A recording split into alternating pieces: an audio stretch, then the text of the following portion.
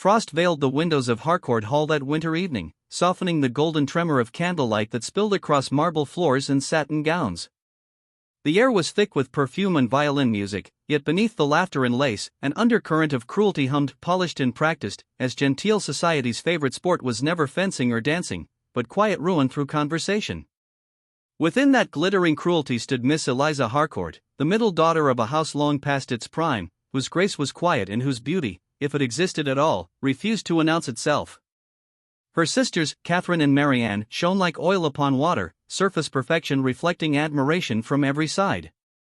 Catherine's laughter drew men as flame did moths, Marianne's smile promised mischief and melody. Eliza, standing a little apart with her gloved hands folded before her, knew her role well, to admire without expectation, to appear without being seen.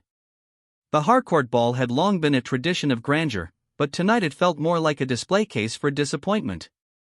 Their mother, Lady Harcourt, had spent weeks preparing for it, determined that one of her daughters would capture a titled husband before spring. She had filled the house with roses though the garden slept under frost, borrowed chandeliers from neighbors, and instructed the servants to double the candles so no guest could mistake the fading of fortune for the dimness of light. Yet even brilliance cannot disguise desperation.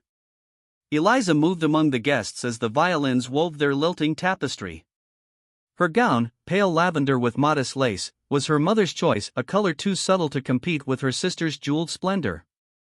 She smiled when addressed, nodded when complimented, and endured the murmurs that fluttered like moths behind her. "The quiet one," they whispered. "The plain one." One particularly bold matron murmured to another that perhaps Miss Eliza was meant for charity work, not courtship.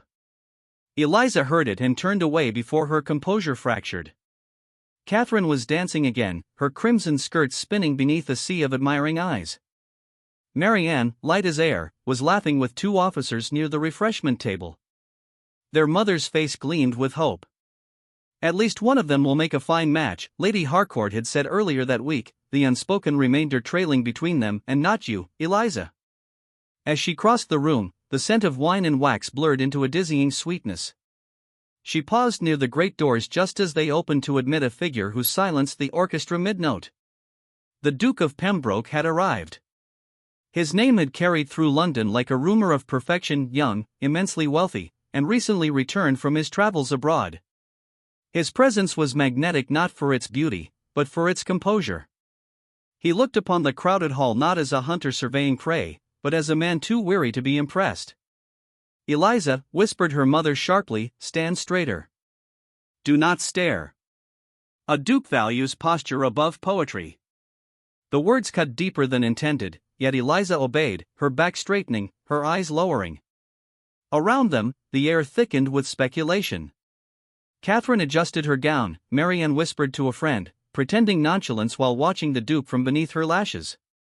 Every unmarried woman seemed suddenly transformed into a painted lure. He greeted Lady Harcourt with the polite warmth of duty, his gaze skimming past Catherine, past Marianne, and then, unexpectedly, lingering on Eliza. It was no more than a heartbeat, yet in that moment, she felt entirely seen, as though the noise of the room had folded inward. She looked away quickly, unwilling to give gossip an easy berth. The orchestra began a new waltz. Catherine was immediately claimed for the dance, Marianne shortly after. Eliza remained at the edge, unnoticed except by the servants and her own reflection trembling faintly in the polished glass. Her mother's disappointment pricked at her spine. "Do not look forlorn," Lady Harcourt murmured. "Men smell sadness like wolves do blood." Eliza nodded mutely and turned toward the refreshment table to compose herself. Yet as she moved, a careless servant stumbled, a tray of crimson wine tilting in slow, disastrous grace. It struck her shoulder and cascaded downward, staining her lavender gown like spilled roses. A chorus of laughter erupted, too quick, too loud, hungry for spectacle. Marianne's eyes widened in pity, Catherine hid a smirk behind her fan. Someone whispered, "Poor Miss Harcourt, so eager to be noticed, she bathed herself in claret." Eliza's breath caught, humiliation blooming hot in her chest. She bent to steady the fallen goblet, only to find another hand already reaching for it, strong, gloved, and deliberate. The Duke himself had crossed the room. "Allow me," he said, his voice low and unhurried, as if the laughter around them were beneath his notice. She froze, still half-crouched, aware of every watching eye. "Your Grace, please." He set the glass upon the table and offered his handkerchief, its corner embroidered with the Pembroke crest. "I believe the fault lies not with you, but with a floor too eager to trip good men and servants alike." His faint smile carried neither mockery nor pity, only quiet amusement. The crowd's laughter faltered, uncertain whether to follow or retreat. Lady Harcourt curtsied from across the room, her face taut with shock. Eliza, trembling, accepted the handkerchief and whispered her thanks. When the Duke rose, he did not return to the glittering throng. Instead, he studied her for a heartbeat longer, something unreadable in his gaze, a curiosity, perhaps, or a defiance. "Miss Harcourt," he said softly, "I would consider it a favor if you would allow me the next dance." For a moment, she thought she had misheard him. The entire hall seemed to still, every whispered conversation halting midward. Even the orchestra hesitated.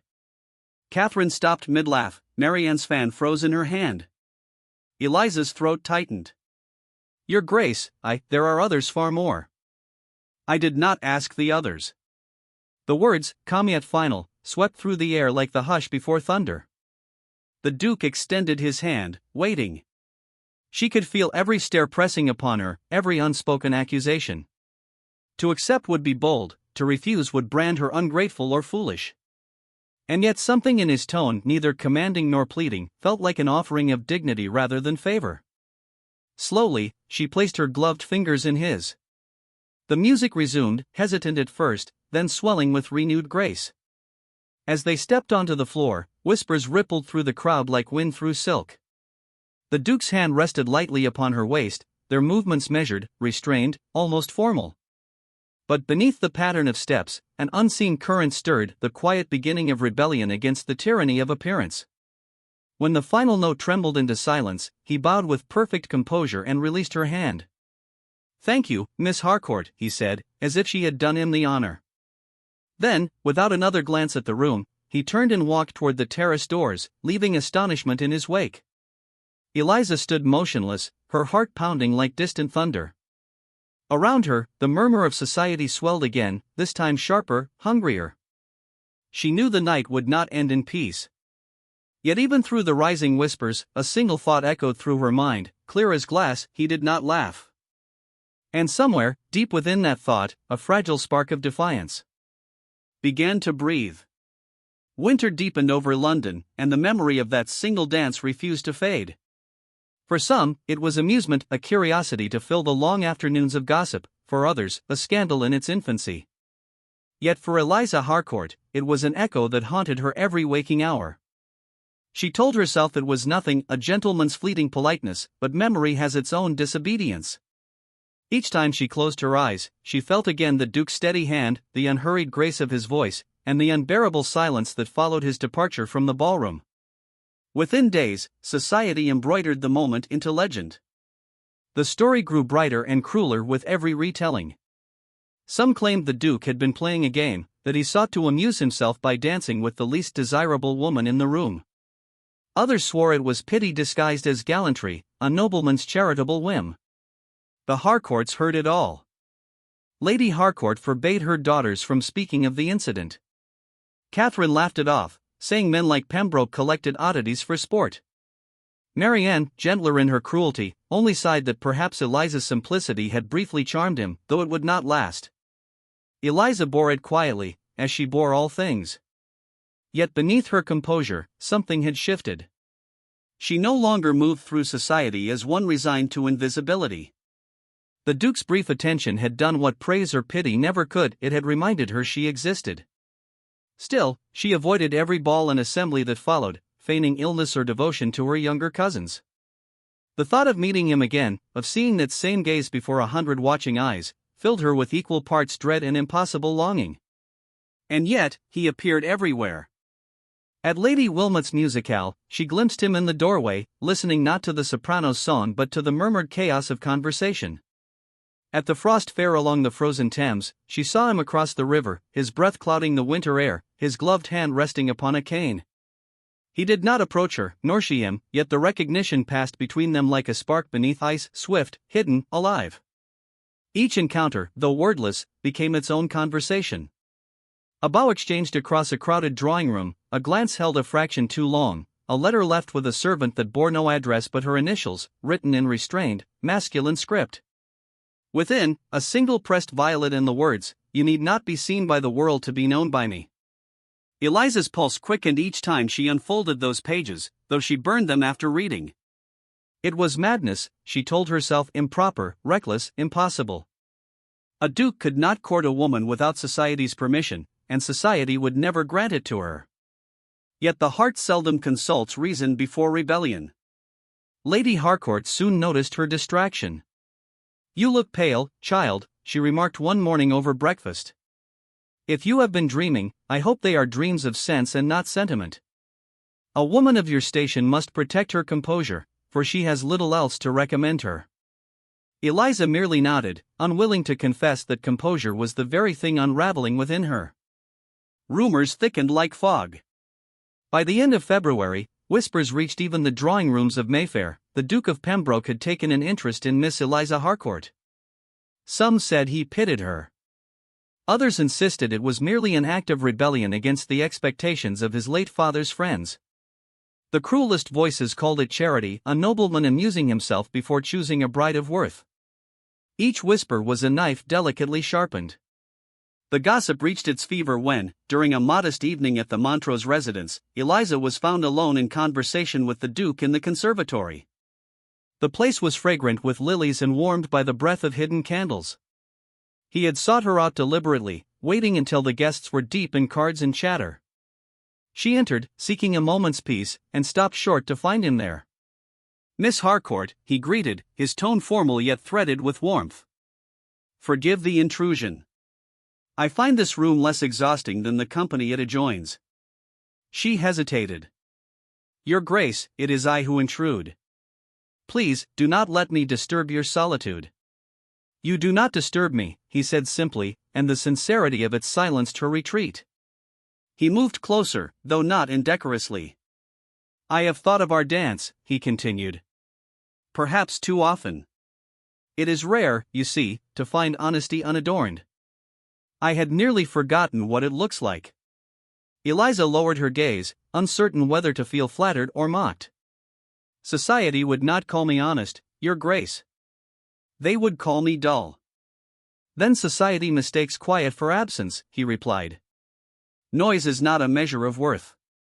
A long silence unfurled between them, delicate and electric. Beyond the glass walls, moonlight scattered over frost, and the faint sound of laughter seeped through from the hall.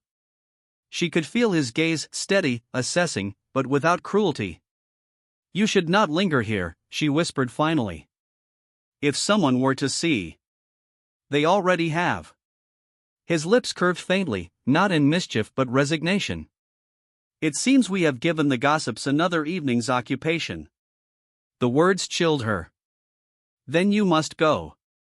I cannot bear to be the cause of further talk." He shook his head. "Miss Harcourt, if I left every room that malice claimed for its own, I would have no place left to stand." Before she could respond, the door opened. Catherine stood framed in the doorway, her eyes bright with triumph disguised as surprise. "Eliza!" "Oh, I beg pardon, Your Grace." The Duke bowed slightly. "Miss Catherine." Her smile sharpened. "Mama is asking for you both." How very improper of us to interrupt. When she departed, her laughter trailed like perfume. The damage was done. By morning, London would know that the Duke of Pembroke had been discovered alone with the middle Harcourt daughter amidst lilies and moonlight. Eliza hardly slept that night. Her mother's scolding cut deep. "You have no idea what you have risked. A whisper may be forgotten, but scandal lives forever." "I did nothing wrong," Eliza murmured, her voice breaking. "Innocence," Lady Harcourt said bitterly, "is no defense in society. It is only a scent that draws predators nearer." By dawn, Eliza resolved never to see him again. Yet when the post arrived, a sealed letter lay atop the silver tray. The handwriting was unmistakable. Her hands trembled as she broke the wax. "Forgive the world for its blindness, Miss Harcourt. It has long mistaken cruelty for wit. Should they wound you further, remember this: I do not pity you. I admire you. An admiration, once honest, cannot be silenced. She folded the letter carefully, pressing it to her heart before burning it in the grate. Outside, carriages rolled through the mist, their wheels whispering secrets to the cobblestones. She knew, even as the embers dimmed, that the story had escaped her control. By nightfall, the Duke was gone from London. Some claimed he had fled to his estates in the north, others murmured of a mother's disapproval and an engagement hastily arranged elsewhere. Eliza said nothing, but when she stood before her window, watching the fog swallow the last light of day, she felt the hollow ache of a name she could no longer speak aloud. And yet, beneath that ache, a strange certainty took root: he had not left in indifference, but in defiance. And though the city now spoke her name with mockery, she clung to the quiet conviction that truth, once seen, could not be unseen. Snow lay deep upon the grounds of the Harcourt estate, muting the world into a hush so complete it seemed even memory dared not breathe. The winter after London's scandal arrived like a sentence, long, grey, and absolute. The carriages no longer came, the invitations ceased, and Lady Harcourt's pride froze faster than the fountains in the garden. Each morning she reminded her daughters that silence was dignity, and dignity their only coin left to spend. Catherine busied herself with letters to admirers now distant, Marianne practiced her music with false cheer, but Eliza moved as one ghosting through her own home, neither bitter nor resigned, merely emptied of hope. Since the Duke's departure, the city had decided the story for her. She was the foolish girl who mistook courtesy for love, the plain sister who flirted with a duke beyond her reach. Even in absence, he was blamed less than she. Society always preferred to preserve the dignity of men, even at the cost of a woman's peace. And yet, though Eliza bore the shame with the serenity of habit, there were moments when the snow fell soft against her window, or when the candlelight trembled over her reflection, when she felt his presence like warmth that refused to die. The letters had stopped weeks after his departure. The first few had been restrained, each line heavy with unsaid things. Then, suddenly, nothing. Perhaps his conscience had wavered, perhaps his family had intervened. She had destroyed each one, fearing discovery, yet the memory of his words had carved themselves upon her heart. I admire you. An admiration, once honest, cannot be silenced. Now, in this quiet exile, silence was her companion. The house creaked beneath the weight of unspoken disappointment. Lady Harcourt grew increasingly brittle, speaking often of economy and lost reputation. If only you had been more discreet, she said one evening beside the fire, her tone heavy with fatigue. You might have secured something: pity, marriage, if not love. Eliza listened without defense. There was nothing to defend. When the weather permitted, she walked the frozen grounds alone. The air smelled of pine and distant smoke, and the stillness steadied her. It was on one such walk, a few days after Christmas, that she found something strange tucked between the pages of a worn poetry book left in the garden gazebo, a letter, its edges damp with melted snow. Her name was written upon it in a hand she would have recognized even in blindness. Her breath caught as she broke the seal. Miss Harcourt. Forgive the cowardice of distance. I left London not because of indifference, but because every whisper against you was sharpened by my presence. My mother demanded I end the disgrace of what she calls my infatuation. I obeyed her in body, not in spirit. Each day since has been its own exile. If I cannot speak to you, I can at least write where no ear may intrude. Should you ever doubt what truth remains between us, remember this: I would rather live in scandal with your name upon my lips than in silence with another woman's hand upon mine. Pembroke. The page trembled in her grasp. For a moment, she thought she might weep, but the tears refused to come. Instead, a fragile calm settled over her, the calm of someone who has glimpsed light but dares not believe in dawn. She pressed the letter to her chest, her heart aching with both joy and fear. That night, she could not sleep. She reread his words until they blurred, each sentence a dangerous comfort. The Duke of Pembroke was engaged, so claimed society. To read otherwise felt like stepping into madness. And yet, the honesty of his hand, the simplicity of his phrasing, there was no vanity in it, no charm meant for conquest. Only truth, raw and unguarded. Days passed before the world moved again.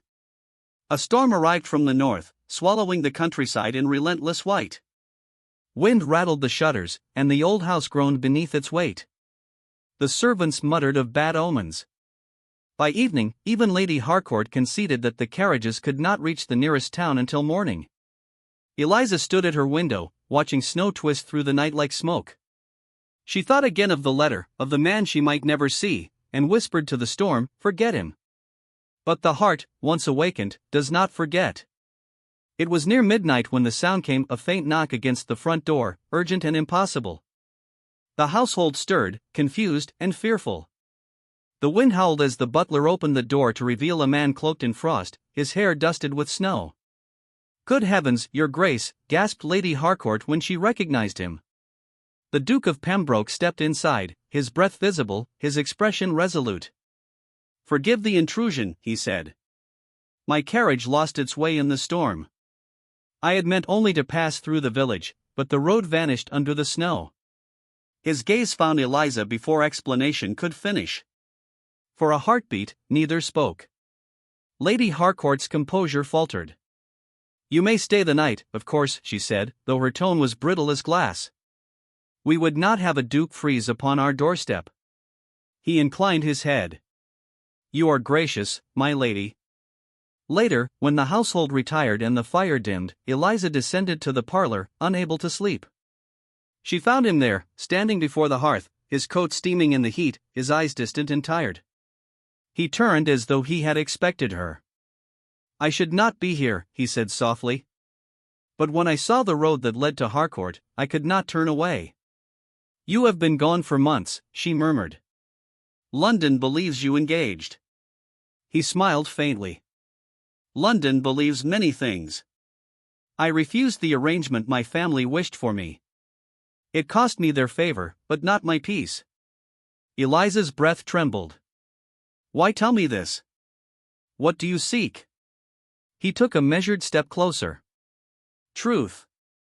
I have lived too long in rooms where honesty is treated as scandal. You, Miss Harcourt, are the only person I have met whose silence speaks more sincerely than their words."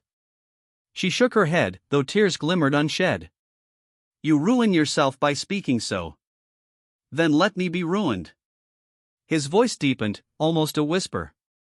"When the world mocked you, I remained silent to protect you, yet I see now that silence wounds more cruelly than any rumor. I cannot ask your forgiveness, only your belief that I have admired you not for what society scorns, but for what it cannot name." The firelight trembled between them, gilding his face in amber. She could feel the heat of his nearness, the unspoken plea within his restraint. "You must leave before morning," she whispered. "My mother would not forgive another scandal." "I will go," he said, "but know this, Miss Harcourt, if I must endure every whisper in London to stand beside you again, I will. You have taught me what courage costs, and I am prepared to pay it." Her heart beat painfully, torn between fear and wonder. "Do not make vows you will regret." He smiled, not in defiance but in devotion. "I have made none yet worth keeping, until now." The clock struck midnight. Outside, the storm quieted, as if listening. Neither spoke further. Their gazes held, fragile and infinite, until the fire's last ember faded to ash. When morning came, he was gone, leaving only his cloak draped across the chair, and upon it, a single violet, frozen yet perfect. Eliza touched it, and though the world beyond the window remained gray, she felt, for the first time in months, the promise of color. Spring returned to London with the sound of carriage wheels and the shimmer of rain upon cobblestones, washing away the traces of winter's silence but not the memory it carried. The Harcourts, driven by Lady Harcourt's stubborn sense of dignity, had resumed attendance at society's gatherings, though invitations now arrived sparingly, written with politeness too careful to be sincere. Eliza accompanied her family without complaint, her demeanor tranquil, her heart guarded by necessity. The months since the Duke's midnight visit had passed like a half-remembered dream. He had left before dawn, leaving no letter, no explanation, only his cloak and the violet she kept pressed between the pages of her diary. Rumor, however, had not left with him. By the season's opening, whispers bloomed once more. Some said the Duke had married abroad, others swore he had taken ill and retreated from society entirely. The truth remained a mystery, and Eliza, weary of hope, had ceased to chase it. She had chosen composure over yearning, silence over scandal. Yet beneath her stillness lay a quiet certainty that some connections, once formed, resist the decay of absence. Lady Harcourt had set her ambition now upon Catherine, whose beauty was as practiced as her laughter. The family's attendance at the Chancellor's spring ball was to be a declaration of survival, a display that the Harcourts, though bruised by gossip, remained unbroken. The ballroom glittered beneath cascades of golden light, mirrors caught every flicker of motion, multiplying it until one could not distinguish grace from illusion. Eliza moved through the crowd like a calm shadow, polite but distant, her lavender gown chosen more from habit than desire. As she stood beside the columned entrance, watching the swirl of gowns and uniforms, a hush rippled through the room, a disturbance as sudden as a shift in wind. The orchestra faltered for half a measure before recovering. She felt it before she saw it, the collective turning of faces, the spark of recognition that whispered like flame. The Duke of Pembroke had returned. He entered with unhurried grace, his expression unreadable, his eyes carrying the calm of one who had walked through storms and found no reason to fear the rain. Time had not altered him, yet something within his gaze was deeper now, steadier, more deliberate. Conversation fractured around his presence. Even the boldest debutantes faltered in their chatter as he passed, though his attention rested on none of them. Lady Harcourt stiffened beside her daughters, her fan trembling faintly. "He dares," she murmured. "After all that, he dares return." Eliza's breath caught. She had imagined this moment too often, his arrival, his apology, his absence again, but never had she imagined the quiet certainty that settled in her chest as their eyes met across the hall. There was no shock, no disbelief, only recognition, as though the world had been holding its breath for this single instant. He crossed the ballroom with deliberate calm, each step a defiance of rumor and expectation. Murmurs rose like a tide, each one sharper than the last. Catherine shifted uneasily, Marianne's hand flew to her mouth, and Lady Harcourt's whispered "Eliza, do not move" went unheard. The Duke reached her at the edge of the dance floor. "Miss Harcourt," he said, his voice low but carrying through the silence that had gathered like fog. "It has been some time." "Indeed, Your Grace," she replied evenly, though her heart thundered in protest. "London thought you gone for good." "So did I," he said. "Yet some departures are impossible to complete." Every eye was upon them. The violins hesitated once more, uncertain whether to begin or break entirely. Lady Harcourt's fan snapped shut like the crack of judgment. "Your Grace," she began, her voice taut, "perhaps this is not the time." He turned to her with the courtesy of command. "My lady, with respect, there is no other time." Then, to Eliza, he extended his hand. "Will you dance with me?" The words, simple as breath, fell upon the hall like thunder. No one moved. To dance would be to rekindle scandal, to refuse would be to deny what truth already lingered between them.